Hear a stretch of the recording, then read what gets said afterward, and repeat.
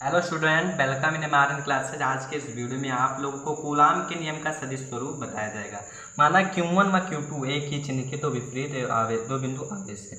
जो Q1 है और Q2 है एक ही चिन्ह के दो बिंदु आवेश हैं और यहाँ पर एक बिंदु है, मूल बिंदु है वो।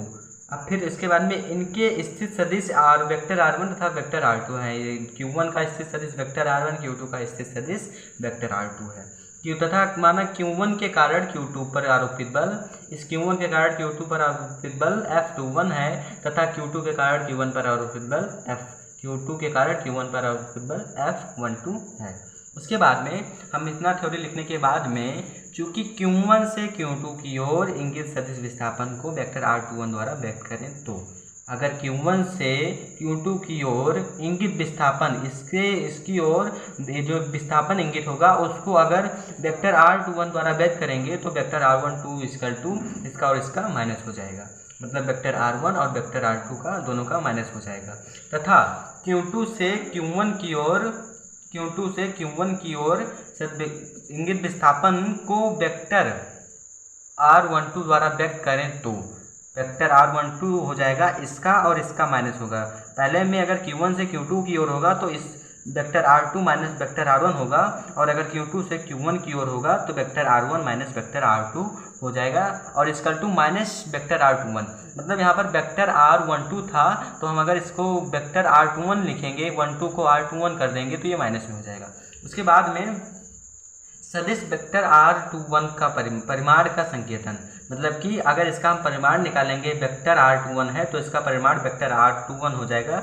मतलब ये जो वेक्टर है हट जाएगा और वेक्टर R12 का वेक्टर 12 हो जाएगा, R12 द्वारा होता। अब यहाँ पर R21 और R12 इसकल टू मतलब कि बराबर है, क्योंकि यहाँ से और यहाँ तक की दूरी बराबर है। यहाँ से जो इनके बीच में Q1 और Q2 अगर इससे इस दूरी को नापें इस ओर से तो ये दूरी उतनी ही आएगी जितनी इस ओर से इस दूरी को नापेंगे दोनों ओर से। अर्थात वेक्टर R2 ये इसका सदिश स्थिति है और इसका सदिश स्थिति वेक्टर R12 है। अब देखिए किसी सदिश की दिशा का उल्लेख उस सदिश के अनुदिश एकांक सदिश द्वारा किया जाता है।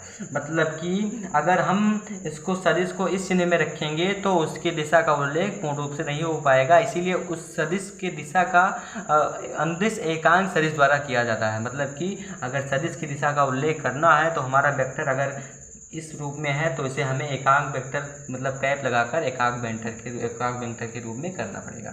अब हमारा जो वेक्टर R21 होगा ये इक्वल टू वेक्टर, जब इसको एकांक वेक्टर में करेंगे मतलब कि अगर R21 जो हमारा यहाँ लिखा था R21 अगर इसको एकांक वेक्टर में करेंगे तो इसका जो एरो वाला वेक्टर होगा अपान उसका परिमाण हो जाएगा। मतलब एकांक वेक्टर इसका करेंगे तो इस पर एरो वाला वेक्टर हो जाएगा अपान इसका परिमाण R21 हो जाएगा, पहला समीकरण। और दूसरा समीकरण हमारा जब दूसरे सदिश को करेंगे, दूसरा सदिश हमारा यहाँ पर क्या आया है R12, दूसरे सदिश को जब इसका कैप करेंगे मतलब इसको एकांक वेक्टर में बनाएंगे तो एरो R1 वेक्टर इसको केवल R वेक्टर 12 कहेंगे और इसको एकांक वेक्टर R12 कहेंगे। ठीक है, इसका परिमाण मतलब कि एकांक वेक्टर इसका एरो वेक्टर वाले से का बटा तथा परिमाण का बटा हो जाएगा बराबर माइनस वेक्टर R21 बटा R21 इसका टू माइनस वेक्टर एकांक वेक्टर R21। अर्थात देखिए यहाँ पर वेक्टर का जब यहाँ पर कैप लगा था तो R12 जब था तो अगर इसको 21 किए हैं तो यहाँ पर माइनस में कर दिए हैं। अर्थात ये देखिए समीकरण 1 व 2 से एकांक वेक्टर R21 समीकरण 1 में ये और समीकरण 2 से विपरीत दिशाओं में, अर्थात यहाँ पर एकांक वेक्टर जो वेक्टर R21 है और यहाँ पर वेक्टर R12 है विपरीत दिशाओं में एकांक वेक्टर है। दोनों एकांक वेक्टर हैं लेकिन यहाँ पर माइनस में आ गया, मतलब कि एक ही दिशा में नहीं है, विपरीत दिशा में है। देन मतलब तब आवेश Q1 के कारण Q2 पर आरोपित बल F21 Q1 के कारण Q2 पर आरोपित बल जो होगा ये हमारा कूलाम के नियमानुसार F1 मतलब 1/4πε0 Q1 Q2 बटा, अब यहाँ पर R21 हमारा दूरी होगा, परिमाण जैसे था उसका वही दूरी होगा R21 का स्क्वायर और इंटू। अब जब सदिश रूप में लिखेंगे, इनके कूलाम के नियम को सदिश रूप में लिखते हैं तो क्या करते हैं, इन्हें वेक्टर के रूप में लिखते हैं। तो ये आर कैप या एकांक वेक्टर R21। यही है हमारा सदिश रूप, यही है हमारा सदिश रूप, कूलाम के नियम का सदिश रूप। बस जो दूरी होगी, दूरी को एक वेक्टर के रूप में लिखेंगे, वही होगा हमारा सदिश रूप। तथा आवेश Q2 के कारण Q1 पर बल F12 हो जाएगा। अगर Q1 के कारण Q2 पर बल होगा तो जो जिस पर बल होगा उसको पहले लिखेंगे, 21 हो जाएगा, और Q2 के कारण Q1 पर बल F12 बराबर 1/4πε0। अब इसी को F12 को R12 कर दिए हैं, दूरी यही हमारा इसी से प्राप्त कर लेंगे, R12 का स्क्वायर हो जाएगा।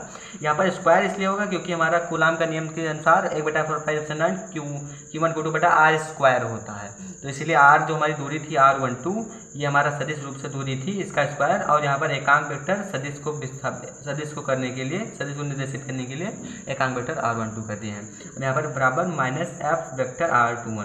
अगर देखिए अब ये देखिए, आपको नोट इसमें लिख दिए हैं कि नोट में क्या लिखे हैं, मतलब ये हमारा सदिश रूप यही है हमारा मेन, ये भी ये मतलब कि Q2 के कारण Q1 पर बल है और ये Q1 के कारण Q2 पर बल है। लेकिन इसमें कुछ पॉइंट नोट देने वाली बातें हैं। समीकरण 1 में Q1 व Q2 के चिन्ह अलग भी हो सकते हैं, अर्थात अगर Q1 प्लस में हुआ तो Q2 माइनस में हो सकता है, और Q2 प्लस में हुआ तो Q1 माइनस में हो सकता है, अर्थात धनात्मक व ऋणात्मक। यदि चिन्ह समान होंगे तो वेक्टर F21, R21 के अनुदिश है, मतलब कि जो वेक्टर F21 है ये R21 के अनुदिश होगा।